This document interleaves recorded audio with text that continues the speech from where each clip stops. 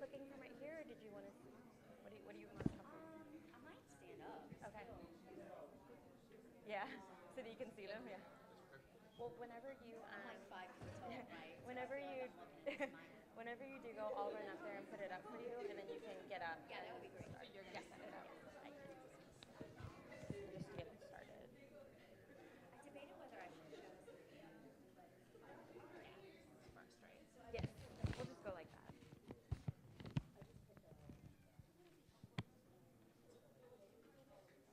Oh, no, never mind. It's actually set. Okay. So then we'll probably Oh, my bad. seriously.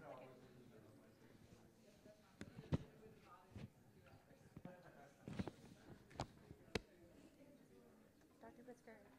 Dr. Pritzker. Dr. Pritzker. Is the PowerPoint that's on the icon, that's already ready to go? That's hers, right? Yes, okay. Just making sure. That it was no fumbling involved. This is Dr. C. Okay. Just started the live stream. Awesome.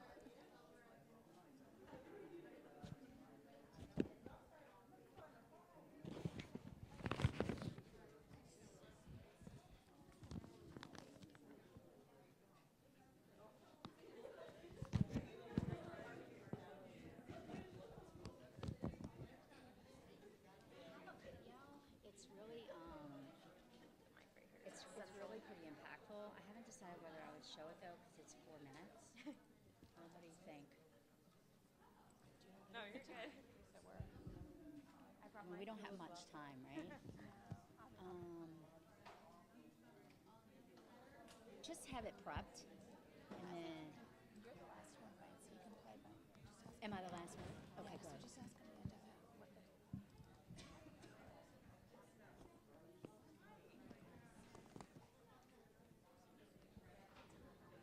Yeah, that's it.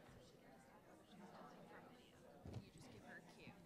That would be I'll be fast. 10:45. All right, I need to modify something, Yeah. but To, in case you guys do it, after because I don't have it set for audio. 10:45 is when your first question. No, Really? Yeah, but right, it should it's a quick be change. 10:40. Like, should we do it? Yes. Yeah, I mean, regardless, even if I can't pick it up. Now it's like on the PowerPoint, 10:50. Now it's like pick it up 10:50. We'll speak when I do it, but yes. Or I'll be tight up like for now. So, just tell me. You're gonna be great. Okay. Okay. You're gonna be the last one though. Am I the last You're one? the last one, and we're the best gonna be tight enough to like Which we can bunch like 5 minutes into Okay. towards the end. All right. So I might. That would be the first thing I want to do, Okay. and then I'll speak. Okay. You guys can go ahead and do and start. Once I Likely go over what there, I'll go ahead and do start. is ask this question first. We might not get to question C. But yes, this one is what you're talking about. Jody's better at that than I am. Gotcha. Okay. I don't think we'll get there. I don't think we'll get there because probably the first question is going to take about 15 minutes for everyone to address.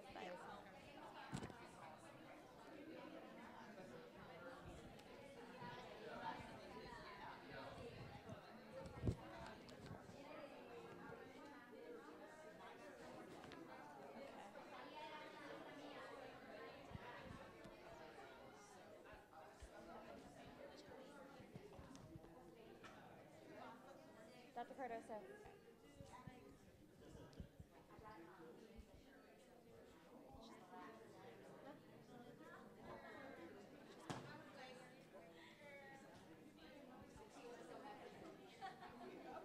I'm ready. Ready? Okay. Good morning. Good morning. I want to thank you for your patience. We had a few technical difficulties getting our live stream set up, but we are now ready to start and to welcome also those of you on a live stream. I'm Dr. Suzanne Pritzker, and I'm a member of the faculty here at the University of Houston Graduate College of Social Work, and I'm really grateful to see all of you here for this important discussion today.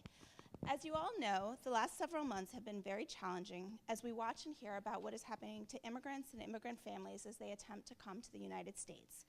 The changes from prior policy have been dramatic, with very concerning repercussions for families and children seeking safety here in the United States. Much of this is taking place here in Texas, as we see families separated, young children detained without their families, and even a proposed detention center for young immigrant children moving forward in our city. We've watched these changes with extreme concern, but also with questions. How do we make sense out of what is taking place? What's the difference between an asylee and an undocumented immigrant? What do all the different terms used to describe these immigrants' arrival in the United States mean? What is happening to children once they're separated from their families? Where are they going? How do we make sense out of the headlines that have called attention to ways social workers have been part of the problematic care that immigrant families have received? What role is there for social workers in working with children and families who've been detained, whether separately or together? And how can we help stop these policies or minimize their detrimental impact? If you've been asking any of these questions, you are not alone. And these and so many other questions have been asked by many of us in attendance, and it is these questions that led the GCSW to decide to put together this teach-in today.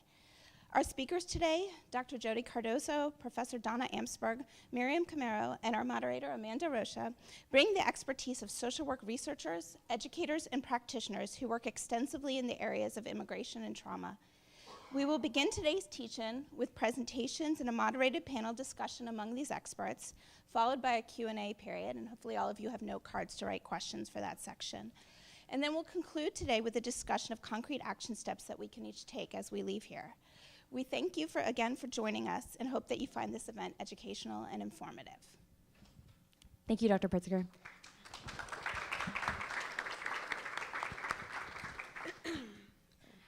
So as Dr. Pritzker said, this event will be structured into 3 separate segments, and I'm going to kick off our first segment, which is an opportunity for our expert social workers here on our panel to address what is actually happening right now, discuss maybe some legal terminology involved that we probably heard, and then of course address the trauma-focused area of this situation.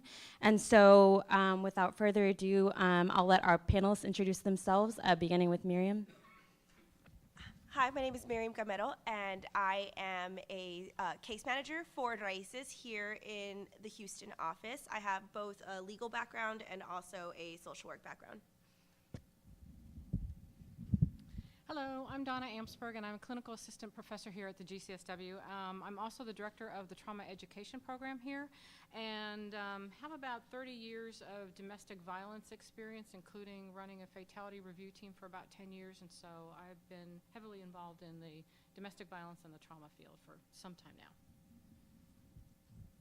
Hi, I'm Dr. Jodi Berger Cardoso. I am soon to be an associate professor here in the Graduate College of Social Work. Thank you. My research focuses on the effects of trauma and exposure to violence in early childhood and how that plays out across the life cycle, particularly as it relates to Latino immigrants coming from Central America and Mexico.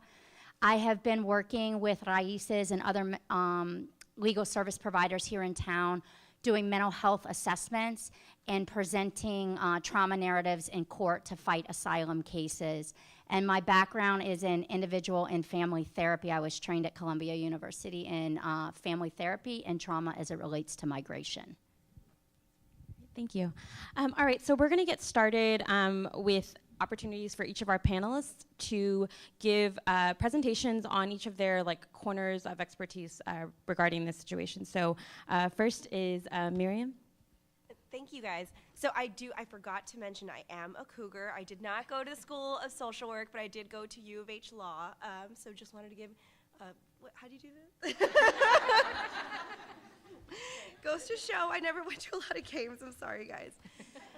Anyways, so I do want to talk about the context in my position here with Raíces in the Houston office, and then also really go into the process that a lot of our families are going through, and the immigrant families that are going through here.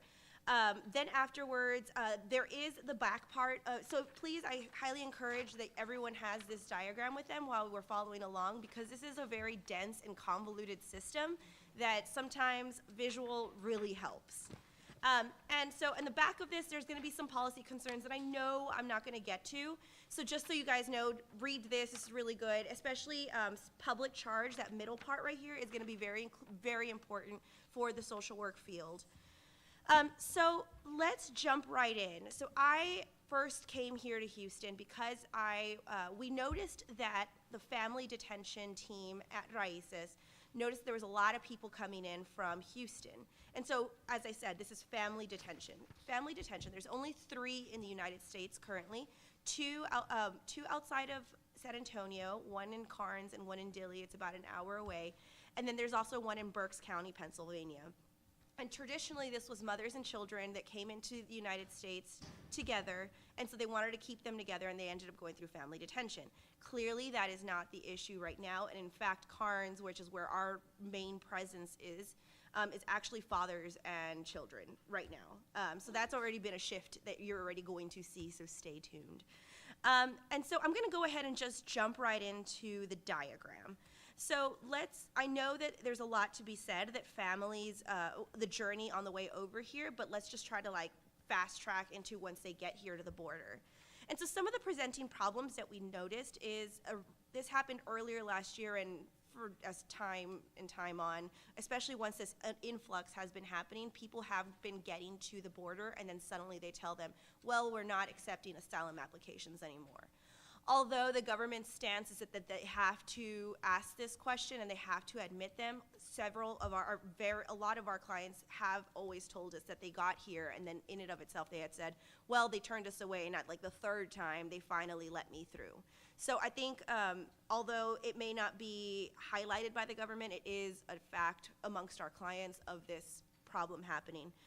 And so once they get to the border, there is something called the Hilera and the Perrera. Both of them are very contrasting, different situations, but still very inhumane. Hilera is where they are held in a room that is very, very cold. If anyone has ever run a marathon, number 1, congratulations. Number 2, at the end of the marathon, you know how you have a foil blanket afterwards that are given to you? That is what they are covering them with. And so imagine you being in a very cold room and that is what you have to comfort yourself with. Obviously, it's a very, very daunting situation for clients. I have had clients that have told me that they have to have urinated themselves to just keep warmth and rub it around them because that was the only warm thing that they can have. Other accounts of clients have said that they have been served frozen food and really ice water while they're in there already, so that doesn't really help out their situations. And so then in contrast, we have the perrera, which is translates into dog pound. And so it's essentially a lot of people all in one room, and it's actually contrasted to the fact that they say it's really hot in there because it's just a lot of people all in there. And all of this is so they are then being processed to go to a detention center. And so this is where we had seen previous family separation happening before zero tolerance. And we had seen it where dads and children that would come in together would get separated and child would be deemed unaccompanied. Extended family member, and I mean like aunt, uncle, cousin would come in with the child, and then they would then be separated. And let's put into context that most of the time, mom would already be here in the US for a while, so aunt was probably that maternal figure for the child for the first formative years of their lives. So being separated is just as traumatizing if you were then separated with your mom, if this person was your parent figure for this whole time. And so we're gonna jump on to circle number 2. This is when families are already detained. And so let's jump back for a second and talk about the Flores settlement. The Flores settlement is something that started back in the 80s and then was finally settled in the 1997. It regulates the detention, release, and treatment of children in the custody of federal proceedings. This applies to not only unaccompanied minors, but all minors. And so I mentioned this settlement only for the fact that you're gonna see how it's then problematic and what's happening right now during family separation. So the 3 basic things that have been happening with the Flores settlement is that the government must implement standards relating to the care and treatment of children. The minor that is in custody from the immigration, so this was back in the day INS, now ICE. So keep in mind those are one of the 2 same things right now, but it's just INS used to be ICE now. And there must be no unnecessary delay. So what decision came about and the interpretation of unnecessary delay that has now been said is around 20 days from the day that they arrive in the custody of immigration authorities, the minor shall be released. And as you can see now, this is going to be problematic with family separation because the parent is still being detained and child is still in detention as well with parent. And if 20 days is the kind of mile marker, it's going to be way past that now. And so the other third tenet is that they need to, if they cannot find a suitable placement for the child, meaning if they cannot find a parent and or someone who's going to sponsor a child when then they are released, we need to put them in the least restrictive setting, which is usually a state licensed facility. And so as we all predicted, the Trump administration has filed to try to modify this very said settlement. There has been a previous effort with this beforehand, and it is actually during the Obama administration. The assumption runs that Obama would have been in support of immigrants, and considering the political display of what Democrats are really pushing to be, the Obama administration actually has sought this modification once before, and that means that let's keep the minor longer in detention instead of just having that 20-day threshold that we're working on. Luckily, the Obama administration did not pass this. The Trump administration is currently able to, is pushing for this right now already. And so what came out of these push for modifications is that the court has decided that, well, if you want to modify this, AKA extend more time for a child to be in detention, you have to present significant change in circumstance, which is always very easy to present because there is an influx of people coming into the country. And then the modification needs to be suitably tailored to this changed circumstance. And this second prong is always the kicker that they cannot combat. And let's see if the Trump administration is able to really push forward through that door and actually make that extension. Not sure about that. So as we all know, there was the family separation and zero tolerance. This applied to families that were coming in without inspection and then separated. They were separated because parent was then going to be criminally prosecuted for trying to come in without inspection. And that would then have child, during those proceedings, go to the Office of Refugee and Resettlement, which is essentially where they are detained if they are coming in unaccompanied. And I'll go into what the complications that we've been seeing with family detention in a second, but I do want to highlight what detention truthfully is and the cost of it and the reality of it. So the cost of detention right now, it costs approximately $319.37 for an individual in family detention. It costs $133.99 to hold an adult immigrant in detention. And so I think the overarching question that you want to ask yourself then is, okay, well, what's an alternative to detention then? Like, what's the solution? And there's already programs that have proven to show that detention is not necessary and should no longer be there.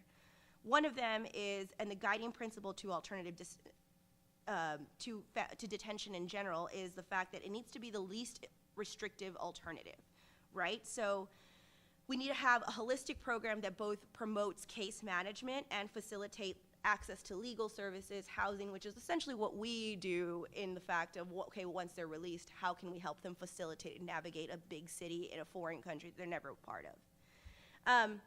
And so ICE has done this before. They've done it with the family case management program. There was a compliance of 99% of people going and showing up to their court cases, so they were not actually being a flight risk and going away, because that's usually most of the argument is, okay, well, if we release them, well, they're never going to show up, and then they're just here now. So there was 99% compliance with that, and it only costed $36 per day. There's been several of these, but another notable one is the Lutheran Immigrant and Refugee Service. That was $50 a day for the entire family, and they provided case management services that included housing for families without support, orientation on compliance, access to legal representation, and in other words, a wraparound case management system. So let's jump over to number 3. The Customs and Border Protection Officer has to ask if they are scared to return to their country. If they do say yes, then USCIS, which is another government agency, conducts what is called a credible fear interview. And you can either pass that or deny it. If you get denied for that specific portion of it, you either can get deported or you appeal. And that's what a lot of nonprofit immigrant legal service providers are doing right now in the detention centers. They are trying to push and appeal these because, and that's where social workers come in to present mental health evaluations to speak to the persecution and why this person wasn't able to fully tell their story in front of someone, because trauma affects memory. because there is literally new information that had to have happened because of cultural shame. Things that we all know about of how a person, if the U.S. suddenly got asked, tell me your whole story about your life and tell me exactly what went wrong. You have no idea how to organize all of that in front of someone, adding on to nervousness and fear already added to it. So, and if you pass, then you can either apply for asylum and or withholding removal. There's a lot of, I'm just trying to stick it to pertinent stuff, but there's a lot more other options for that. So this is where we get to talk about some of the reunification problems that we've been having. And one of them is that what I call the incongruent CFI decisions, and I title it forced deportation because, well, and so the credible fear interview, every person has to go through that. So if dad or parent doesn't pass it, so they get a negative, but child does, that doesn't make sense, right? So then dad has a deportation order with them, but child gets to kind of fight their case. So what these families are having to do right now is say, okay, so either I get deported with dad, go back to a home country where I'm inevitably going to be in great harm, or do I stay by myself here in the United States and push for my case? That's a very, very hard decision to make right now. And it's a very daunting one. And so other things that have happened, there's something, everyone who was separated was offered a humanitarian parole. And everyone was saying, we're gonna reunify you with your kids. And so, of course, everyone jumped on that opportunity, started signing papers, a lot of paperwork, and they were reunified with their child. And then put in a bus, taken to Karnes City, Texas, and then the next day their humanitarian parole was revoked. So now they're having to just stay here. A lot of the papers they had signed might have been deportation orders or some sort of agreements, and that is where we're at right now. So we have currently a group of individuals within these detentions within Karnes that are doing a detainee strike. They are refusing to eat and or obey orders to implore the U.S. to give them a fair and just due process procedure for their immigration proceedings. Other things that we have noticed is locating the child. That has been a problem where they have given DNA tests. Also, another issue that we had is, as many of you know, in Latin American countries, you incorporate both marriage name and maiden name. So child may have something looks a little different from your last name. So that was kind of an issue too. And it just speaks to the fact that I don't think the government quite thought through how this was going to work out, because it keeps on constantly changing on how they're going to try to resolve this issue. Attorneys aren't getting enough time to explain the process to clients. They are in a very rapid pace of getting these procedures done. So people are just constantly clients are constantly having to conceptualize, and I'm trying to do it in 20 minutes. I can only imagine how it is going to be over here. There's not a lot of translations for indigenous languages, so the volunteers who know these indigenous languages are very overworked right now, and they're our little superheroes for sure. And so I think one of the things that I have seen that was incredibly, incredibly sad, and I always want to not cry when I say this, is trying to see the parent ask for forgiveness to the child. It wasn't their fault. It wasn't the parent's fault. It's always incredibly hard to see all of that go through. Moving on. So now families are released from detention, right? And so they have a year to apply for asylum. After 150 days, once they apply, they get to sign up for a worker's authorization. That's always really, really hard because the system is designed for them to fail. It runs the assumption that someone can take care of them while their process is going on. I have clients that came in back in 2016 and their case is currently in 2021. So that's a lot of time in between to kill where you have no support whatsoever and you have to find support. Private attorneys are also incredibly, incredibly expensive. There's also that risk of notario fraud and saying that you have, or just incompetent counsel where it has never filed for an asylum case before and yet is doing them right now. I've seen within clients, from my experience, I've seen as low as $3,000 and as high as $15,000 up front. And then once court happens, when their merits hearings happen, they'll say, well, that's an additional $6,000 because that's giving me a lot more time. And I think a lot of times attorneys are very nervous to take on cases like this because you're going to be on the hook until 2021, until 3 years from now, when their case is going to be heard.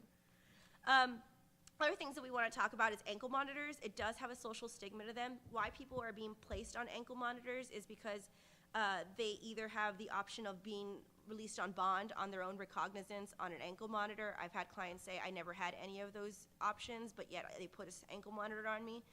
They develop rashes from said ankle monitors. I think something that hits home with Harvey is I had clients whose ankle monitors were submerged underwater, and I had no idea, and neither did they, if that could electrocute them, if that could be able to withstand all that time underwater. And the thing that I think is always the most interesting thing for me is that when I would call clients, they weren't worried about their well-being when their literal stuff is being floated away. Is I have an appointment to go see ICE tomorrow. Are they open? How can I get there? Can you help me get there? And I think that really speaks to the profound respect they have to be compliant with their procedures. So we have ICE and ISAP check-ins. ISAP is the organizer or the company that is the one who handles these these ankle monitors. They are the ones that were contracted by the government to be able to do it. Clients have to go visit there every 1 to 2 weeks, and then the ankle monitor is removed. Transportation to these places are very difficult, especially here in Houston. If you live out in Richmond, Rosenberg area where there's no public transportation, and then you have to get back to the airport area or the 59. Finally, they opened another one. There's always a push for passports. They give them wrong information on what their immigration legal proceedings are, and they really always try to push for like bad information from them, like, you're working, right? Just tell me, like, I know it's really tough. And they start befriending them, and then clients are there telling them their whole story, and they think they're on their side, but in fact they're not. So now we have, we're in bubble number 6 now, and people are awaiting their case. They go to their master calendar hearings, which is their initial hearings, where they tell them if they have an attorney, go get one, or if they see if they are one. And then, last bubble, we have that they receive their asylum decision either via an immigration judge and or asylum officer. Again, these are all very broad. I am just skimming the surface on these things. But one of the notable ones that we want to talk about is the In Matter of AB. In Matter of AB is a case about a woman who was very, essentially endured a crazy amount of domestic violence and actually sought help from her country. And she had an extensive amount of documentation to prove that she was being persecuted by her country because in her house she was being sexually assaulted, verbally assaulted, physically assaulted, and yet the country could not protect her. So what they did is I'm not going to go into the whole procedural process, but basically got bounced back and forth between appellate courts. And there was a previous decision called ARCG, which had a social group, and let me go back for a second. There's 5 protected grounds for asylum. There's race, religion, nationality, political opinion, or a membership in a particular social group. Then you have to show that the government can or cannot protect you, and then you have to show a nexus in between. That's a very high standard you have to prove. And so there was a particular social group that had been had, I believe, in 2014, that was called that they had labeled it as married women in Guatemala who are unable to leave their relationship. So it really spoke to the fact that domestic violence isn't a valid asylum claim. Well, within Matter of AB, there was, like I said, a very complicated procedural process. And in a very, very rare situation, Attorney General Jeff Sessions has actually took the opportunity to recertify the case himself, which is, again, never happens in immigration proceedings, but it ended up being it. And I don't like to set a political opinion, but I'm going to just now, and only for the fact that it's very obvious that he was trying to make a political stance by that, and I say that because in his decision, he had wrote about gang violence in which neither in Matter of AB or the In Matter of RCG had anything to do with it. But he wanted to give that plug in too to try to set case precedent to be able to say, well, let's consider that as well as limiting it. So now domestic violence is no longer able to have an asylum claim, and it is no longer a valid PSG. Now, the Board of Immigration Appeals does need to see every asylum case in a case-by-case basis. So there is that one glimmering hope, but can I say that this decision shouldn't be a blanket rejection of all domestic claims, but there will be a pushback from immigration judges because of this decision, and there will be a great fight on attorneys to really try to combat this. So, I feel like after I've said everything, everyone's very tense. This information doesn't really help our clients. This information doesn't really help, I think, what social work stands for. But I do think that this information should be motivating for us as social workers and as agents of social justice, and recognize this is our time. This is our time, and we need to be on the right side of history and really help out these vulnerable populations before something even dire happens. So, thank you. Thank you. 21 minutes. It's an awesome job on skimming down a lot of information into that little window of time, so great job. So next, Professor Amtsberg. I have a PowerPoint, a little bit of one. Would you like? No, it's in my hand. Oh.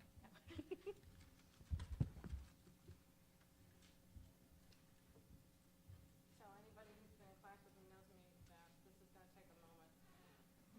I can answer a question from what everyone just heard if they want to, while she's setting up. Yeah, we'll take. Or Jodi, do you want to? I was just saying where I can go. Do you need your PowerPoint to start? Sorry, mine's still up. What's everyone's impressions right now? Quick, yeah. Okay, I'll try to do this. A child whose parent is deported, does that make them eligible for special immigrant status? Special juvenile immigrant status? I think you could plead in the alternative yes. I mean, are they abandoned? They wouldn't be abandoned, but you would have to show a finding that either one or parent has abandoned, abused, or neglected them. But and I'm not practicing law, but I am a social worker right at my current state, but I would say I would see if one or both parents, if they can show that, absolutely, that plead both in the alternative.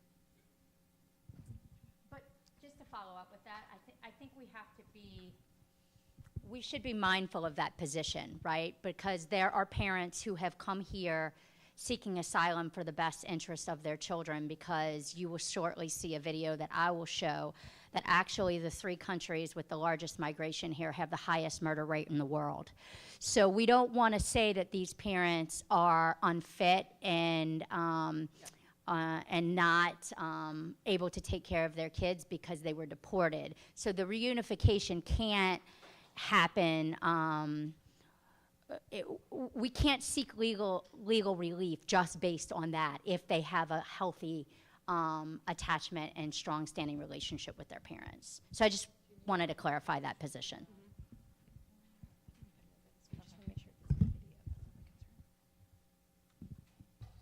Okay, so I'm going to take us in a little bit of a different direction. So as the director of the trauma education program, that's pretty much what I talk about most days of the week. So I think it's important to start off, and this is I'm rehashing some old materials that I have.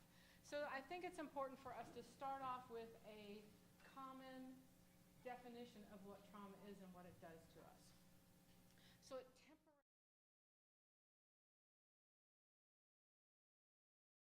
access the skills that they have in terms of coping. And I'm going to go through a little bit of this. Here we go. I also think it's important for us to start off by talking about what is healthy development. And so one of the things, how many people were psychology majors and remember object constancy? Anybody? 1, 2, 3. Okay, yay. Okay, so object constancy is very simply put, that's the peekaboo game. That's where you're teaching your child that you can still be present and around them, even if they can't see you. It's a huge piece in attachment and healthy attachment. And so we see a diagram of what real healthy attachment looks like, with the child, with the parent being that secure base, and the child being able to explore and to move around and to come back to the parent whenever they feel a little anxious or they just want to reconnect with the parent. This is all part of healthy growth and healthy development. But let's look at what happens with disturbed attachment. So we have children that are restless. And so they start to experience some discomfort, or they have a need. They need to have their diaper changed, they need to be fed, those things. So what do children do? What do infants do when they need their diaper changed? They cry. And what happens if mom doesn't come and fill that need? They cry louder. Exactly. They start to protest. They start to cry. They start to scream. Mom doesn't respond immediately, or when she responds, it's kind of one of an apathetic type of response. And so the baby starts to protest even longer. Mom may now get resentful and angry with the child.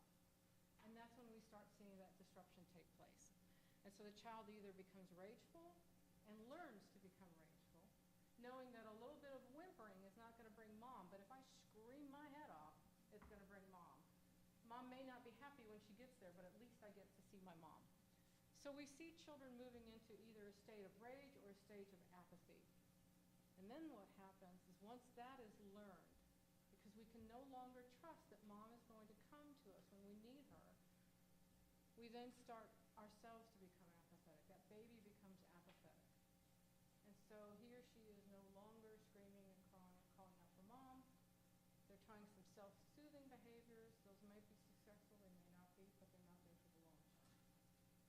That's what happens in a quote-unquote normal type of disrupted attachment. Oops, I went too far. So nothing about this situation that we have going on in this country, I think, falls under the category of normal. So we want to start looking at what is going to be taking place with children as we move forward in this system, in this situation. So when we have disrupted attachment, and we have disrupted attachment with these children, this isn't just taking place with the little ones, with the infants. This is at every stage that this child is going through, at every age that these children are at, they're having disrupted attachment. And like you said, it's heartbreaking to hear moms or dads apologize for this separation, because that's not something that they had certainly intended on doing when they got here. So what we see then is a breakdown in their cognitive functioning, their social functioning, and their emotional functioning. And we're not talking, this is no longer a temporary situation. We're now talking about this pretty much being permanent. So we'll see, if we're not, we're probably already seeing it now, the increased difficulty with coping with frustration. So again, just like that healthy baby that started off healthy and whimpering and crying got mom to her side, that's not happening anymore. These kids are frustrated. They haven't seen their parents. They're in with a bunch of strangers of different ages. We'll see an increase in intense fear, that constant state of being alert, hyper alert, trying to figure out what's going on and trying to get ahead of it. Uncontrolled crying, temper tantrums that might be taking place in an older child who had basically developmentally gotten past that stage and is now reverting back to it. We'll see sleep disturbances, nightmares, night terrors, those kinds of behaviors. Increased aggression. We'll start seeing the development milestones that they had passed, they'll start to revert back. So thumb sucking, which is pretty much a self-soothing kind of behavior, starts to return. Bedwetting starts to return. Their ability to socialize with others is decreased dramatically. And we'll see post-traumatic play, which is going to be the child playing out the same type of a traumatic experience over and over and over again as their way of processing this. So the big deal for me when I look at this and what's going on is the neurodevelopment of the child being compromised and the attachment piece. We're losing the ability for these children to have healthy attachments. They may have started out that way, but it's certainly not that way any longer. And so that whole piece of trust, which is kind of the cornerstone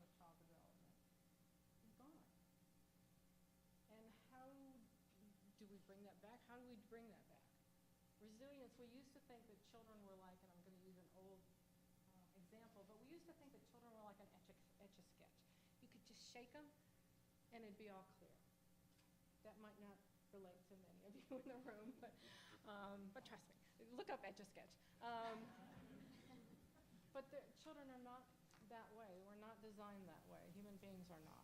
And so the traumas that are taking place with them now are traumas that are going to continue with them, as well as the fact that resilience is something that we also think that children are resilient. You can, mess them up a little bit and they'll bounce back and they'll be okay. And that's not the case either. What we know about resilience is that something that has to be learned as well. And we're not teaching that in this system. Am I up? Let me address this really quickly. How many people are familiar with ACE scores? Okay, a little bit more people than the Etch-a-Sketch. Okay. So when we talk about, and I'll do this really quickly, ACE scores, I'm fascinated with ACE scores. I think this is amazing research and amazing information for practitioners. It is, however, not culturally sensitive. So the things that are going on at the very bottom of this pyramid, the adverse childhood experiences, do not say anything about forced separation from family members. But that's in there. What we know about ACE scores is that the more ACE scores a child acquires, and these are things like having a parent that is having issues with alcohol or substance abuse, a parent that's been arrested and put in jail or prison, witnessing domestic violence, being themselves sexually assaulted, those types of adverse experiences all build a foundation. And that foundation disrupts their neurodevelopment. It affects their social, emotional, and cognitive development as well. And we'll see as the child gets older an adoption of health risk behaviors. We'll see smoking, drug abuse, sexual promiscuity, unprotected sex, things of that nature. And then we also start to see early death. Ultimately, so a child with an ACE score of 6, and you can only get 10, a child with an ACE score of 6 is already looking statistically at losing 20 years of their life because of the health impact that these early onset childhood experiences have on them. So what do we think collectively, what do we think is going on with these children that are in detention and in this process? ACE scores are going to be high. And like I said, this isn't even culturally sensitive. It's relevant and it's important information. But what we're doing to children right now is their ACE scores are going to be going through the roof right here. Okay, and on that happy note, that's my piece. Thank you. I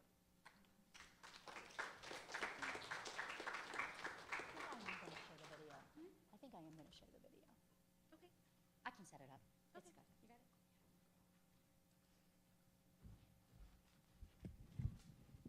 Thank you, Professor Amtsberg. So next we'll have Dr. Cardoso. Hi. Good morning, everyone. Thank you for coming out on a Saturday. I'm Dr. Cardoso. I'm going to briefly introduce this video to you. Some of you may have seen it. Some of you have worked with unaccompanied minors or unaccompanied refugee minors. But for those of you who haven't, I want to give you a sense of the environments that these children and families are escaping. It is pretty graphic, and unfortunately, I can't explain to you what they're going through without showing you something like this. So I apologize if it evokes some emotion for you, but I just want to prepare you. The Northern Triangle, Guatemala, Honduras, and El Salvador, that's what we refer to as the Northern Triangle. They have collectively the first, third, and fifth highest murder rate in the world. They have the highest murder rate in the world for children under the age of 20. At the same time, their impunity rates are very low, which means if you go to the police and you say, help me, they say we can't. And I have evaluated kids who have gone to the police and then have subsequently had family members murdered. So they really are coming from environments that are very unsafe, and I will start this video for you. It is in Spanish. The subtitles are in the bottom.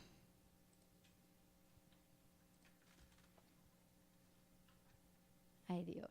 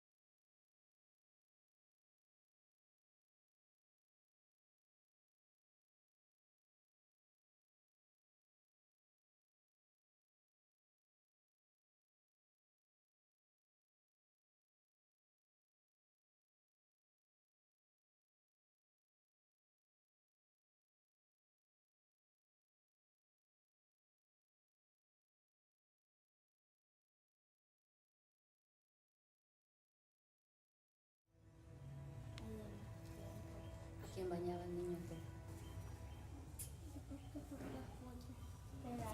El papá de mis hijos se metió con los pandilleros. A él lo amenazaron primero de muerte, el papá de mis hijos. Él se fue y nos dejó solos. No le importó los problemas que fuéramos a tener ni nada de eso. Él se fue y empezaron a preguntarme a mí a dónde estaba él, que a dónde estaba y que a dónde estaba. Que yo era la esposa y tenía que saber. Me quitaron mi negocio, me quitaron mi casa. A mí me golpearon, yo pasé 8 días en un hospital, pero lo que nunca me imaginé fue que yo estuviera embarazada. Porque me violaron en ese tiempo.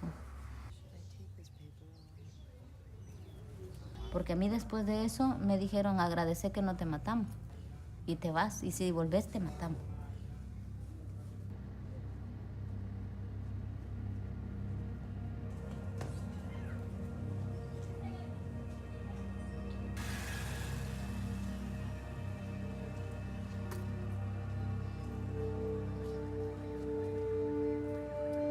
A las 11:45 de la noche, la policía tocaron la puerta. No le dejaron ni que yo le dijera dónde está la orden, a quién buscan, que pidan el nombre. No esperaron nada y se lo llevaron. Me dijeron, anda a pedirlo a la delegación de la policía de San Martín, allá por el cementerio. Cuando yo fui, iba de camino, cuando oí pero fue bárbaro. Y los policías que lo habían matado llegaron en el carro. Y yo les dije a ellos, Dios les bendiga porque me mataron a mi hijo.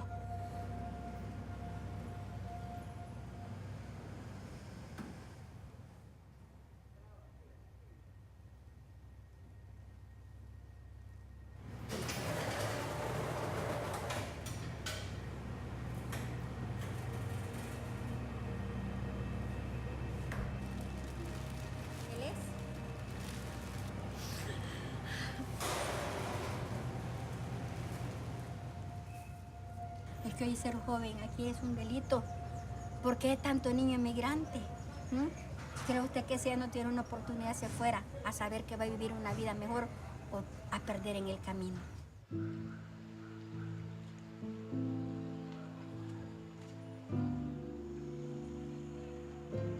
To qualify for asylum in the United States, you have to show that you have experienced past persecution or you have a well-founded fear of future persecution.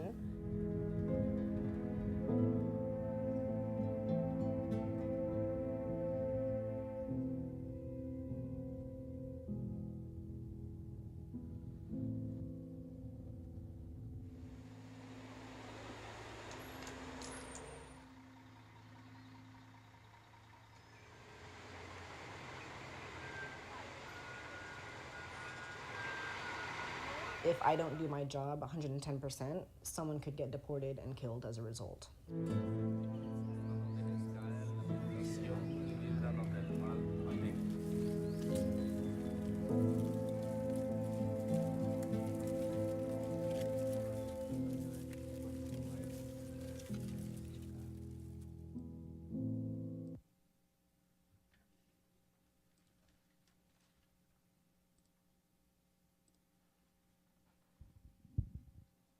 Okay. So take a deep breath. I'm going to talk to you about my research, but I am also going to talk to you about what you can do and how to get involved, because I don't think we're powerless. We can use our voices and our knowledge and our collective good to make a difference. So, who are unaccompanied minors? They're youth who migrate to the U.S. without a parent, without one or more guardians. This is tricky because oftentimes kids are migrating with people they know, but they are separated, and as we've seen as of recent, they're separated from their actual guardians. When we look at the statistics on migration, we usually think of migration, we count migration two ways. We look at family units, which we heard about from Miriam, and we look at unaccompanied minors, who are those who are coming without their parents. So my research has been mostly on unaccompanied minors because the lack of federal transparency to get into detention centers is, I mean, we can't even get into detention centers to provide services to clients who desperately need them, clients who are actively psychotic, for example. So to do research to assess them, even post-release, is very difficult. These are the numbers for unaccompanied minors. They have actually been increasing since 2011. 2014 was the big spike where we heard about the 65,000 unaccompanied migrants arriving at the U.S.-Mexico border. What you don't hear about is that same year, 65,000 family units also arrived at the U.S.-Mexico border. So these trends are parallel, and they've been steady since 2011. And you can see a drop in 2015, and let me explain to you how that happened.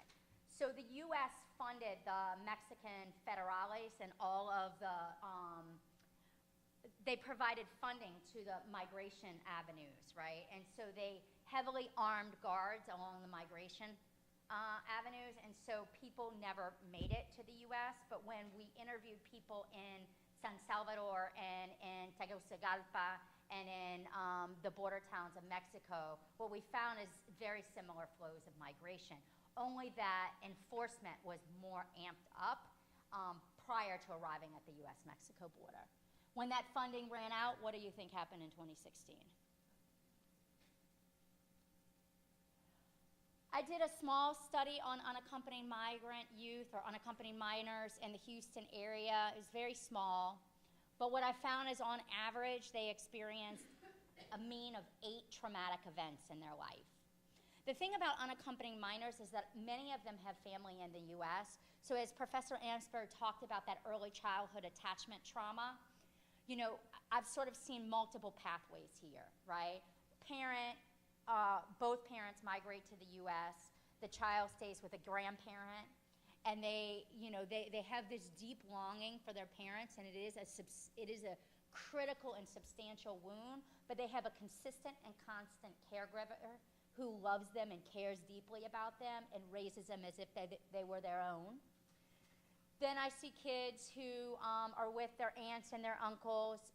That's oftentimes more precarious, but there's at least some stability. The parents often send home money for the kids to go to private schools, so they're better educated sometimes. And then there are the kids whose parents paid for relatives and other people, and they were victims of long-term abuse. And I see a lot of kids who have long-term attachment wounds. And so when they're migrating and they're arriving at the U.S.-Mexico border, many of them are very symptomatic. Not to mention, a lot of them are victimized in the migration journey. So they have this pre-exposure to migration, this migration exposure, where they have been sexually assaulted, they've been hungry, they've been lost. I've interviewed kids who were lost for 2 and 3 months at a time in the desert. So what we're seeing, right, is not acute trauma. What we're seeing is complex or chronic trauma. These are just some basic statistics about the increases in family detention, because I think it gets a lot less, until recently it's gotten a lot less attention. There's been a lot more funding for unaccompanied migrant youth, a lot more funding for their legal representation. There are other avenues for legal relief, like we have a colleague that mentioned special immigrant juvenile status, which some kids can be eligible if you can prove abuse or neglect or abandonment of one or both parents, but that is very much in flux because the current administration is now trying to change the rules for SIJ to include proof that both parents have abused and neglected and abandoned children. So, like asylum and even the number of refugees that we let into the United States, all of this is in flux. So these are some recent statistics because they don't match what you hear in the news. And like any kind of documentation, how you categorize and how you count people varies and will influence the numbers. So like right now, there's almost 12,000 kids in the Department of Health and Human Service Office of Refugee and Resettlement custody, not the 300 that you're hearing about. And over 80% of adolescents are males. Those are the unaccompanied migrant youth that have crossed the border. In 2014, 2015, 2016, and 2017, those were mostly kids from Honduras and El Salvador. What we've seen is a shift in the migration trends this year. Most of the young boys coming are from Guatemala. A review and audit of multiple data sets shows that there are probably around 3,000 in Office of Refugee and Resettlement Care that could have been separated from a parent. But that's kind of tricky. That could be kids who were separated in this most recent zero tolerance policy. It could also be kids who were separated from an aunt or an uncle, as Miriam suggested. So it's not necessarily kids who traveled all by themselves, although those are the majority. And then I showed you the statistics on the increasing numbers of detaining families. Most of family detention is of people from the Northern Triangle. Mostly, at least as of 2 years ago, most of family detentions were for women and children from El Salvador, but that is shifting. There's very little research on the long-term effects of immigration detention on families. We can draw from larger bodies of literature, like what are the effects of prison and incarceration on families and family units, and we can draw from that literature. But because the federal government is not required to provide certain aspects of transparency, it's hard to even know how many kids were detained and separated from their parents, how many of those parents were deported. And so really getting good research on the long-term psychological effects of immigration detention on kids, even when they're detained with their families, is really limited. So I draw for some research from colleagues in Australia that look at family detention, and you can see that there's a large comorbidity of mental health disorders, anxiety and depression. Children, of course, have a higher proportion of or higher likelihood of having a mental health disorder.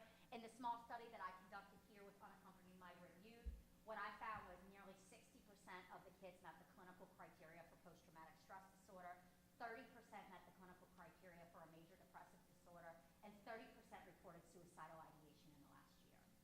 Interesting enough, less than 7% of them reported active substance use. So they're traumatized and they have this trauma, but they're not in large, at least my research shows, to a great degree, they're not using substances to cope with that trauma. My hypothesis is that the post-release process, what happens after the migration, that is really the place where we change that trajectory. I've seen kids who have migrated 1,600 miles without ever smoking a cigarette use hard drugs in this post-migration context. So I think that is really where we have to focus on decreasing exposure to trauma, because it just sort of becomes more cumulative, and and whatever social support they had in country of origin, they don't have it here. Donna, or Professor Amtsberg kind of went over this. I just mentioned some of the things that I see and have evaluated. Of course, separation anxiety, both in children and adults. Many of you social workers who work in clinical settings know that separation anxiety for adults is a DSM-5 diagnosis, so you should be aware of that. Of course, the chronic symptoms of depression and anxiety. As you know, trauma and activity work in similar areas of the brain. So when you have a kid who may be acting out and seem hyperactive, it could also be that child's response to his trauma exposure. So as many of you may know, a kid can look like they may be diagnosed with attention deficit or hyperactivity disorder and may just be acting out the trauma. So what have I done? With research is critical. But with research, there's also, there's a lag, right? There's a delay. How do you use what we know in the now without causing harm to our clients? So one of the ways that I've done that, and I've done this since 2011, I started with domestic violence cases and trafficking cases, and then when the influx happened in 2014, because I'm trained in child trauma, I got a lot of calls from attorneys asking my advice, and so I started doing a lot of pro bono mental health evaluations for kids seeking asylum or SIJ, Special Immigrant Juvenile Status. And I have had the privilege of working with many, many kids and adults through that process. How does a mental health evaluation, what does it look like and how does it help? So it looks like this. It looks like a very extensive biopsychosocial interview. I ask them about their early childhood experiences. I use my research knowledge to implement and execute evidence-based assessment forms and evidence-based interviewing skills to document how trauma has affected the individual across their life cycle. So I start early in childhood, then in their interpersonal relationships, then through the migration journey, and then in the detention setting. And most recently, I've been doing mental health evaluations in ICE detention centers near the airport for people who have been deemed incompetent and unable to stand trial. So that is a way for you to definitely get involved. And, the Houston Immigration Legal Services Collaborative has a big need, and they work with legal service providers, nonprofit legal service providers like the YMCA, Raices, Tampere Justice Center, Kids in Need of Defense, a long list of them.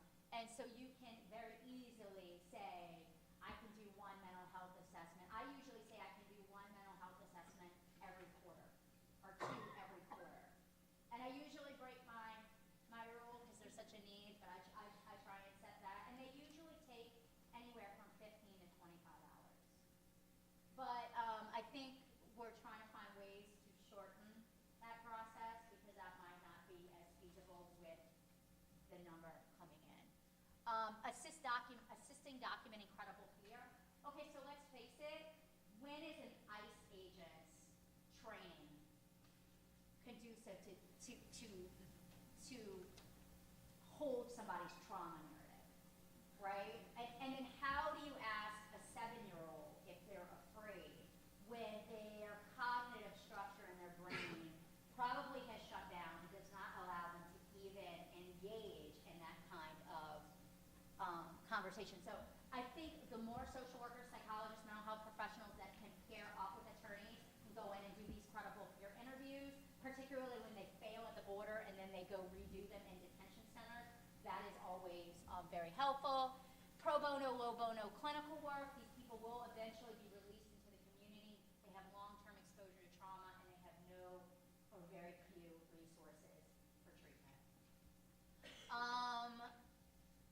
I am going down to the border next week. I'll be in Harlingen and then McAllen.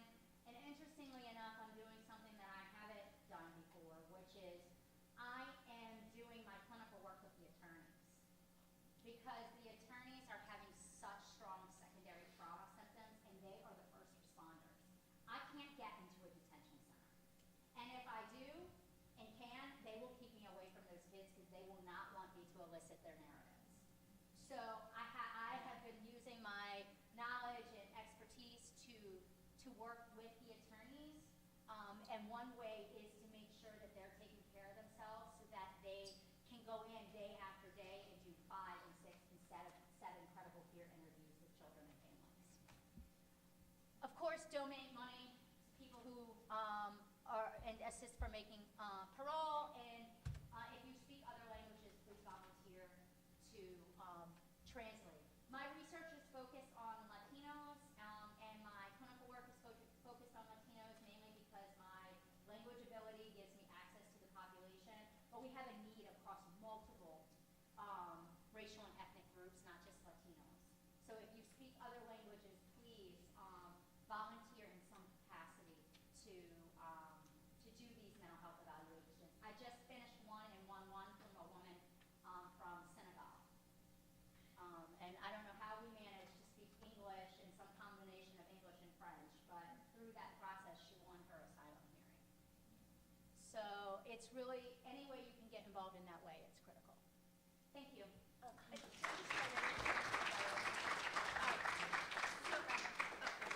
So in the diagram that you see, I did, the dashed sections are kind of where an example of where you would see where a mental health evaluation could be used. There could be some in other processes, but so you can actually see where that goes. And then also, unfortunately, we have seen pushback with mental health evaluations. You do have to be licensed in Texas, so it's always very hard to really turn away people that want to help. But unfortunately, there actually has been sanctions against people that are not licensed in Texas to be able to do that. And you it's probably the best situation that you are in the capacity to be licensed and diagnosed. So LCSWs, LMFTs, psychologists, and what have you. And if you are one of those in those two categories and have experience doing mental health evaluations, please see me. I am actually trying to build a comprehensive list with the Houston Immigration Legal Service Collaborative and be able to have just already a database already set in place. I think right now what we're trying to do is we have everyone's attention, and that is the time that we really need to rebuild and get all of these armies of social workers out together and or mental health professionals to really help out these clients. And yeah. Thank you. All right, so we're gonna go into our second segment, and then actually our third segment we'll talk more about and follow up on those actions that all of us have discussed here, and then just talk about it in more detail. So for now, I'm going to open up our Q&A section. So first of all, if you could, if you have your note cards and you've been writing down questions or questions to bring up to our panelists, I encourage you to go ahead and write those down as we'll be taking them up in a moment. I'm going to open up our panel right now with one question, and then we will slide into y'all's questions in a moment. So I encourage you to be writing those down as we get this started. Okay. So my first question to open up the panel is about, I think, an interesting discussion that's been happening amongst social workers, or at least that I've heard and others have heard as well, about the ethics involved in this. So what do we do, what do we do as social workers in these spaces? What do we do if our job has us working in a family detention center on either, a beneficial or a harmful side that others we might perceive as that? We obviously, a lot of us can agree that these kids and minors and adults and families need social workers and need support in that way. But what do we do ethically to deal with these issues in this particular space? And I think that also brings up an idea of complicity and how all of those things work together in that space. So I'd love to hear from you about how you feel about that. It and then I'll pass it to Miriam, because we've been having all kind of ethical conversations lately. So I think anytime we speak in generalizations, it's not good. Catholic Charities, Family Baptist Services, the Children's Center. These are organizations that have been serving unaccompanied migrant youth for decades. Many of them have very trained social workers. Social workers I've trained, social workers Professor Amtsberg is trained doing, trauma-focused cognitive behavioral therapy and acceptance and commitments therapy and all of these other kinds of evidence-based approaches. So I think, it's not a one-size-fits-all response. I think you have to really understand under what context you're working and what the avenues for grievance when you don't understand or you don't agree with the choices being made, like what other ethical concerns. There are other nonprofit organizations, and I won't call them out, but they have large histories of human rights violations, medicating children against their will, sedating them so that after a 2-year incarceration period, they're less lethargic and not aggressive.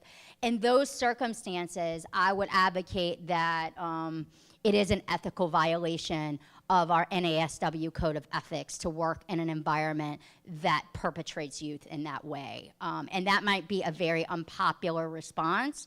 But I think, there's lots of nonprofits doing really good work, and they have constraints, don't get me wrong.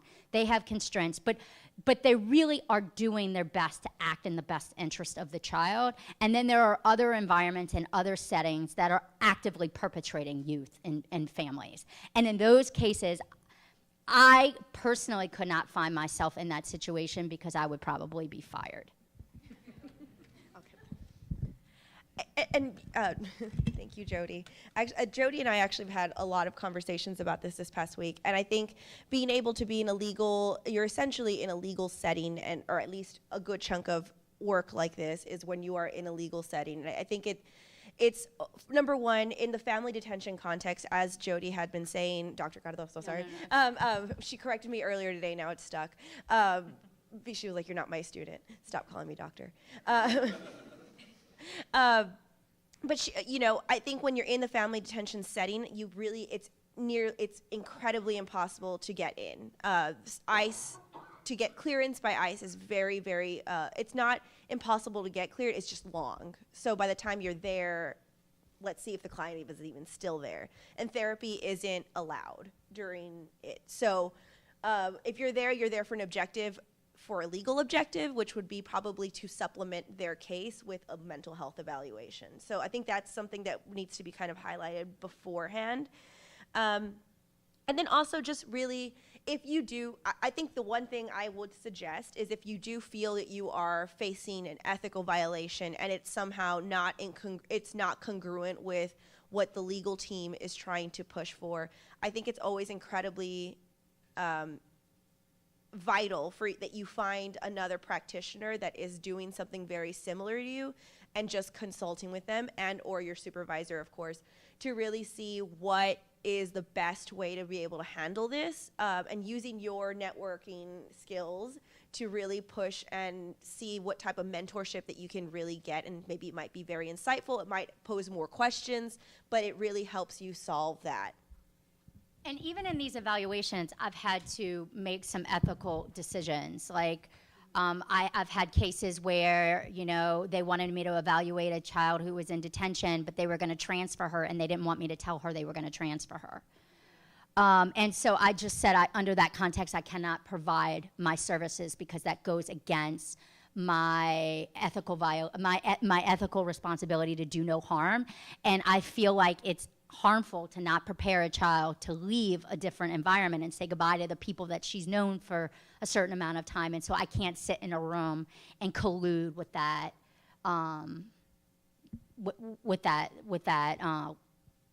decision. So I mean, and I've had my colleagues respect me for making those decisions, but they do come up, and they are often they're not often clear cut, right? Like, if I don't go in and I don't evaluate her, it means she doesn't have a mental health evaluation, and that plays out in her case, and that's a big deal, right? But if I do, then I run the risk of colluding in this situation that is not in her best interest. So it's not always black and white, right? And so I have leaned very heavily on, I call them my traumologists, you know, my experts in trauma, to sort of play out, you know, which one is going to do least harm. And just one more last thing about ethics too, because this is incredibly important too, and it's not actually really pertinent to their legal case, but there is a lot of media attention to this right now. And so that means that some of your clients may be sought out after, or they may go to you and ask, can we interview your client? I think it's our incredibly important thing that we really need to say, that we are informing them of the risks and making sure that they really know what they're getting themselves into, if that's going to be the case. So meaning that they do know that maybe someone back home might see it, or maybe this is really empowering for you, and really making sure that they know the situation before you jump in and potentially expose them to something, and suddenly their whereabouts are now known, that they're in Houston, and you know, it really spirals off into stuff. The piece that I think about in ethics is I think about it mostly with new students or students that are just about to graduate and move on in their careers. Ethical dilemmas are kind of the cornerstone of the work that we do. We find them everywhere. It's not just, it's being highlighted right now because of the atrocities that are taking place, and because of the administration that we have in place, that ethics is not something that's a part of their vocabulary. That's the end of my political piece. So I mean, one thing that I try to impart on social worker students is that this is going to be a part of your career regardless, and you need to figure out pretty quickly how you're going to assess that. So when you're out going for a job, whether it's with this type of a setting or a different one, it's not just a job. It's way, way more than that. And so you've got to be clear on where you stand ethically, where your licensure stands ethically, and that new potential employer, where they stand and what kind of work that they do. You have to do your research. This is not just a job that you're looking for. This is a career move, and this is something that you could easily lose all of those things that you've worked so diligently for. And it just happens to be that we're in a time right now that it's a really valid and important conversation to have about where do you stand ethically, and what are you going to do when you are faced with that dilemma, because it's not just in this field. Thank you so much. So we're going to get started on a few questions from our audience. So my first question that I have here says, in regards to the ACE score model diagram, the presenter said, quote unquote, this isn't culturally relevant. And this question is just really about if you could dig more into that and speak in more detail on why that isn't culturally relevant. It's not culturally competent necessarily. ACE scores, actually, the research started in like the early 1970s, and it was done through Kaiser Permanente in California, which is a huge insurance organization. And so by and large, the individuals that were interviewed were employed, white, well-educated individuals. So that right there gives you what the foundation is. So when we look at ACE scores and those adverse childhood experiences, we are looking again, we're looking for exposure to domestic violence, we're looking for whether a child felt ever that they were loved or protected by someone. We look at whether there is divorce or separation in the family, if that separation came at the expense of someone going to prison, if there were drugs and alcohol use, if there was sexual abuse. There's a number of categories that we look at in these 10 questions. We don't ask things like, have you been in an earthquake? Have you been in a flood? Which for Houston, that would be a really relevant question. We don't ask those kinds of questions. This score was developed. There were tons of questions that were initially asked, and it was narrowed down to these 10. So again, while I think it is a great starting point to take a look at what the adverse childhood experiences are, I think the bigger piece is to look at what those adverse childhood experiences really mean and how they play out with an individual, and how they play out in terms of health consequences that come about, as well as, like I said, there's only 10 questions, so if you get at least 6 with a yes, you're looking at statistically losing 20 years of your life because of the onset of those health risk behaviors and on chronic disease. Does that help? I'd like to add one thing. It's not specific to the ACEs. It's just in general, and my experience with assessment tools with this particular population. Many kids, particularly from Guatemala, have had long periods of interrupted schooling.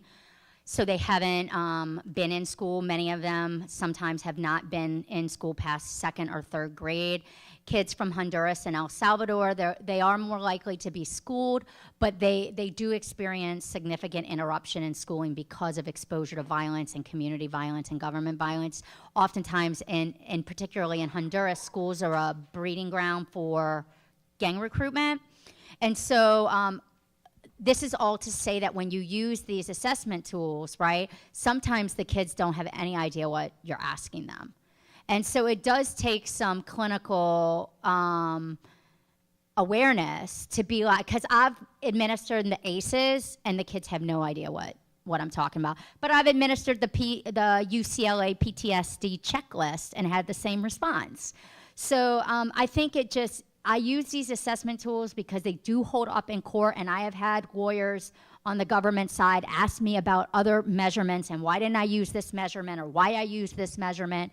And so just being mindful of the assessment tools that you do use, and that people have the literacy to actually answer them in a meaningful way. So I would encourage you to think about that clinically when you use these assessment tools, ACEs or any of them with this population in general.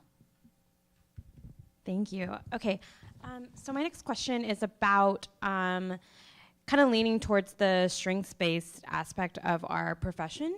So the question is, as we push for mental health services for young migrants who have experienced trauma, how do we further a narrative that challenges deficit thinking and that these are, quote unquote, poor brown kids or, I'm sure we've heard a lot more, who need help from institutions? How do we address that thinking and challenge a deficit-oriented thinking? Oh, thanks.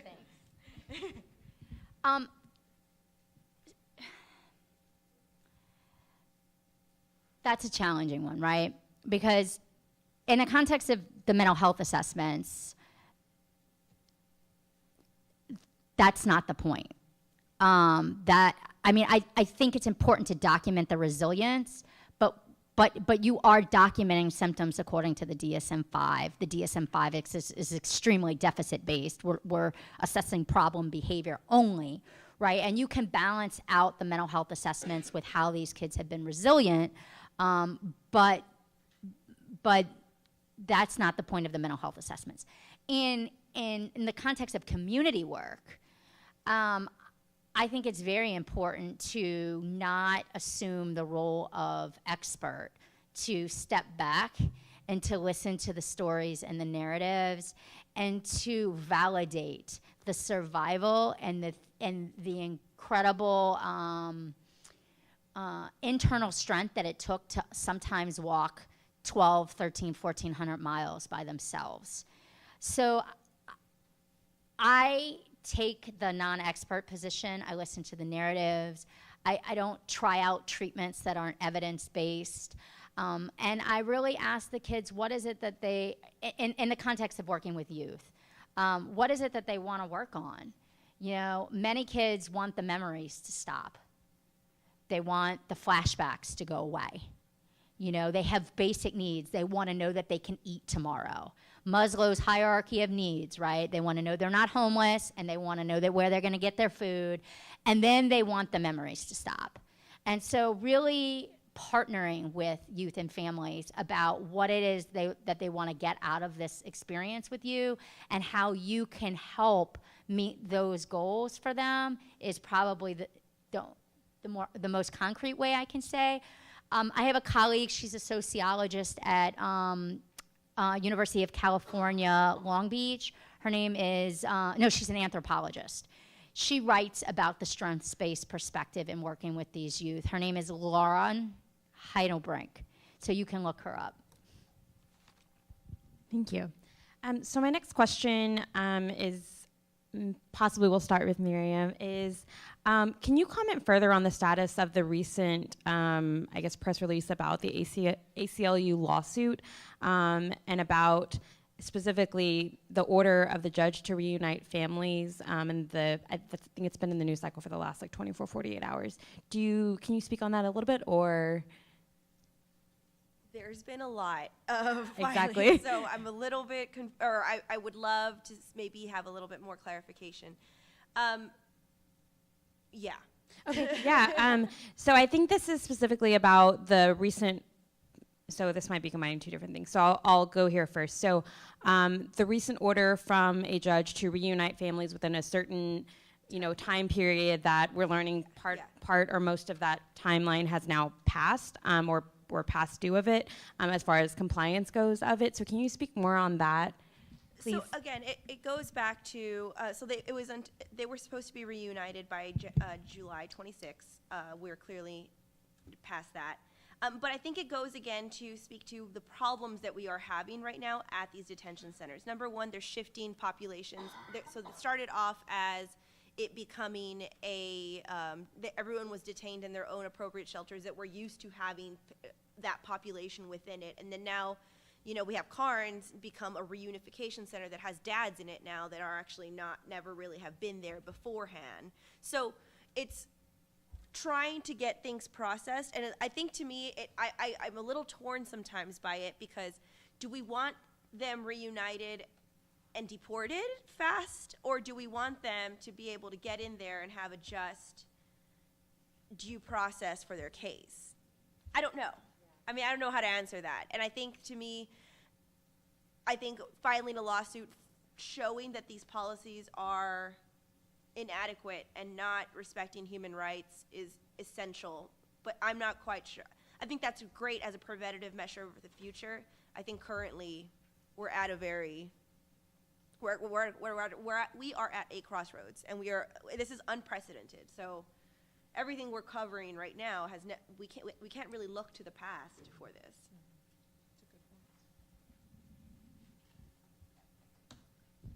Thank you.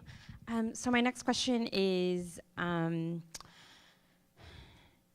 so some have, if these children and or families or adults are released in the Houston area, what can agencies be doing, or what have agencies done already, or what is in the works, or what should be in the works to prepare for these lasting effects because due to the trauma and due to the process that they've already gone through up to this point?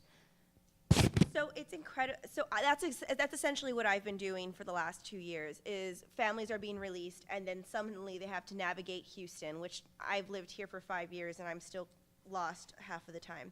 And that's me with a car and education, and I speak English, and I can only imagine that all being stripped away from someone. So school registrations always have a need. Medical is a need, and so if you are within those concentrations, I think being able to be able to deliver trauma-informed services, as well as these people are coming in without documents as well. Whether they're being taken away at the shelter, even though that's not their stance, that they always return them, or they get lost once they're over here, or what have you. It's always really, really hard to get them eligible for programs. And mind you, these are not government-assisted programs, but these are community-based programs that they have to show their residency, or where their residence is, or their income, which they don't have that. They don't have a formal pay stub to be able to give you that. They don't have a birth certificate, and then you go to the consulate, but yet the consulate's on strike. So then how do you navigate a system that is with another country? So I think more than anything, being aware of that, and if you are one of those community-based programs that do have that capacity to hold people that that don't have a legal status here, to really be aware of that and form partnerships with legal service providers that are handling cases of people being released from these detention centers. Thank you. Anybody else like to add to that? Yeah, We did a 3-city study. It was Houston, Washington, D.C. metropolitan area, and it was actually 4. And then the North Carolina corridor. So we did North Carolina, South Carolina, and we interviewed social service providers that and how they accommodated the influx of the Central American minors in 2014.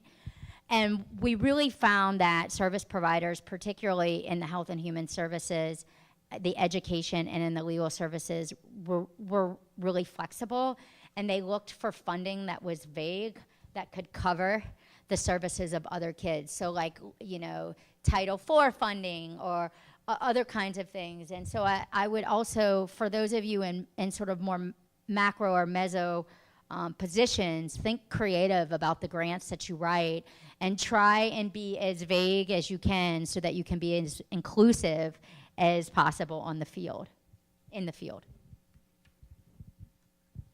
All right, so my next question is about, so do you know of any, did either of you know of any project or any ongoing work regarding the intersection of this issue and the human trafficking issue in the US and how it relates to those, how it relates to these unaccompanied minors or even young adults being fed into the, and further perpetuating the human trafficking issue or dilemma in the US? I can't give you numbers, but I could speak a little bit. So in 2014, social service providers, mostly social workers, legal service providers, we formed the Central American Minors Working Group. We meet once a month, once every couple months, and we talk about how we're meeting the needs of Central American minors and their families in the community.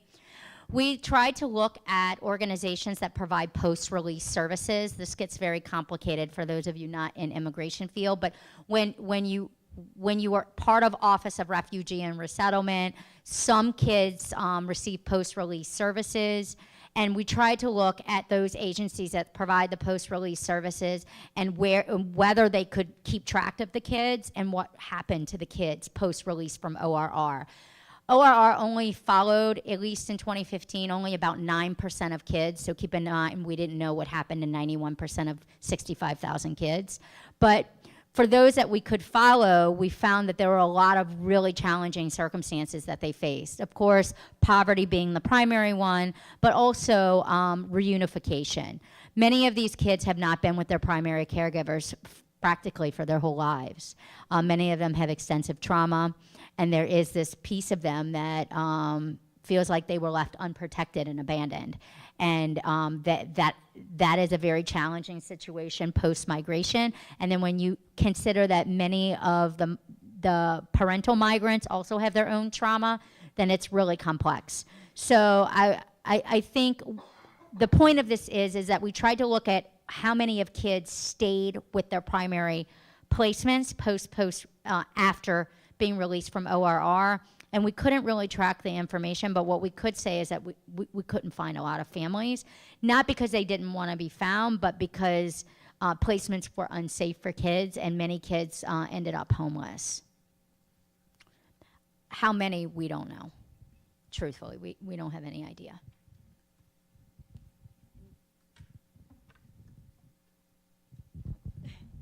So I'm not going to add a whole lot to this. I do work with young adolescent girls who have been rescued from human trafficking, but it's in a different, it's one of those things that this is like everything else that we've talked about today. This is way more complicated than it looks like on the surface, and the population that I work with have been trafficked in most cases by their own parents and in many cases by their own mother. So it's a very complicated subject and not as crystal clear as we'd like it to be. Thank you. So my last one that I'm going to take from our audience note cards is, I actually just put it to the bottom, is I think there's a lot about how the current administration has framed releasing how they have framed their media releases of these policies. So using terms such as like acting in good faith and this is the order of the law, et cetera, and sort of like messaging more of a compliance piece, I guess is what this question is about. How do you, as a professional, and what are suggestions you have to kind of have a rebuttal to that? Because there is a balance between, well, the law is such and such, the law is X, but we also kind of hinted on this earlier, but this is also the ethical dilemma in question. So how do we kind of have a rebuttal, or how do we address that line of thinking that's pretty prevalent right now? I will answer this from my own personal opinion, just because I am in a nonprofit, so I can't really sway a certain way. But I will say that presenting facts, just presenting cold, hard facts about what is happening, I think is persuasive enough than to try to, I always say that if you are in that mind frame of the other anti-immigrant side, I will say just present facts. I don't think they want to hear stories. I don't think they want to hear a sob story. I think they want to hear numbers and how it benefits them. And I think that's kind of how I think that redirection needs to happen, in the fact of it. But I think more than anything, as us, as social workers and as just advocates for this population, is I do say share their story, know the facts, know the numbers, and really make it known to the community enough to where they can make a decision on their own, but an informed one, and not just a certain framed context of what's going on. Yeah, and I'd say speak about what you know, and don't speak about what you're not sure of, right? I mean, we get in trouble about that because we broaden ourselves to sort of comply to what people are asking us, but I've had to work really hard at this myself. I can speak to what I know, and this is the piece that I know. If you want a country expert, if you want somebody to speak about the country of El Salvador, don't come talk to me. You need to talk to somebody that has been to El Salvador and is a country expert in El Salvador. I can't speak to that. I can say statistically what the UN Convention on Crime says in terms of the murder rate in El Salvador, but I'm not an expert in El Salvador. So long, short, stick to what you know, and then that way there's never an issue of your credibility, and that becomes increasingly important in court, by the way.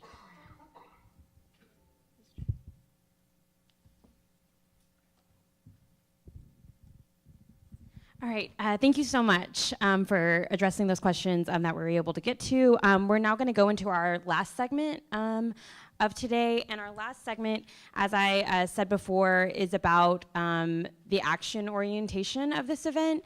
And so we're actually going to give each of you an opportunity to speak about, and we all had an opportunity, we all kind of hinted to actions that each of us individually or even as small groups can take, knowing the information that we know now and just hearing about each of your perspectives and expertise on the issue. So I'm going to give an opportunity for each of you to say, you know, I guess the question is, what is one to two actions that you believe that we sitting here today can take walking out of this room? A lot of our note cards also ended up talking about you know, what are volunteer opportunities, what are good organizations to donate to, kind of how Dr. Cardoso was talking about a second ago. So yeah, Miriam, would you like to start? I actually just changed it to Dr. Cardoso's last Oh, perfect, yes. slide, because I feel it really is really good encompassing of what I would say too, is if I think, as especially speaking to a profession that can really put their skills into highlight and help these clients, it is going to be through a mental health evaluation, and also to be able to give an outside community-based referral. So if we have someone, because I think it's twofold, right? So when they're detained, I think also a mental health evaluation is probably one of the most helpful thing you can do. But once they are released, they actually will be needing a lot more services beyond that. And I think that that's where we can kind of come in outside of the mental health evaluation aspect of it, of getting them access to these counselors with all the basic needs that are going to be met for them to really be successful and an equal footing, truthfully, in life in general. I have some really concrete things that you can do. One, talk to your bosses.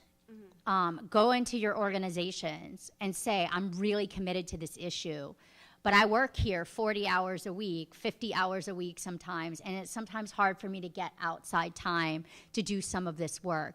Is there any amount of time that you can comp me in my agency time? Can you give me 5 hours a week so that I can call Raices and I can tell Raices I'll do one mental health evaluation for 5 hours a week until I'm done? So go to your agencies, talk to your bosses, see if there's ways that they can give you time within your current positions that you can volunteer. For those of you that are not LCSWs, don't despair. Call the Young Center for Immigrant Children's Rights. All of you are familiar with CASA volunteers, right? CASA is an organization that goes and makes best interest decisions for children in domestic court cases, right? Particularly child custody cases or incarceration cases. The Young Center, not to be confused with Jung, goes in and helps make decisions. They're contracted by the Office of Refugee and Resettlement to take difficult cases. You meet with that child once a week until their case is resolved. Imagine meeting with a child who's in a country by themselves, locked up or unable to leave, even if they're not detained, unable to leave the current housing situation that they're in, and you provide them that constant visit every week. I've seen how incredibly impactful that can be. So you can call the Young Center. They are in particular need, of course, of Spanish-speaking volunteers, but they will train anyone. The mental health evaluations, get in touch with Miriam. I'm happy to mentor you. What that means is when you're starting to do them, I'm happy to tell you what they look like. I'm happy to share some redacted cases with you. I'm happy to provide you some informal supervision. But again, you really need to be fully licensed. Not because if you're not fully licensed, you can't do it, but there's issues of credibility in court. And stay tuned, the Houston Immigration Legal Service Collaborative is trying to put a training together in the near future for specifically this type. Just come after me and I'll give you a card and I'll put you in the contact with the right person. So last but not least, all your passion, all your energy, all your focus, all your expertise is what we need. But more importantly, we need you to take care of yourself, because none of that is going to come to play if you are crashing and burning yourself. And these, as you can hear, I mean, as passionate as we all are about this subject, as you already are for being here, it does us no good if you're not able to actually do the work yourself. And so that self-care piece has got to be front and center with you, each and every one of you. However it is that you take care of yourself, you've got to focus on that, because none of this work's going to get done if we don't have a group of people that are able to do it. And I'll terminate the conversation with saying something you probably already know. Vote.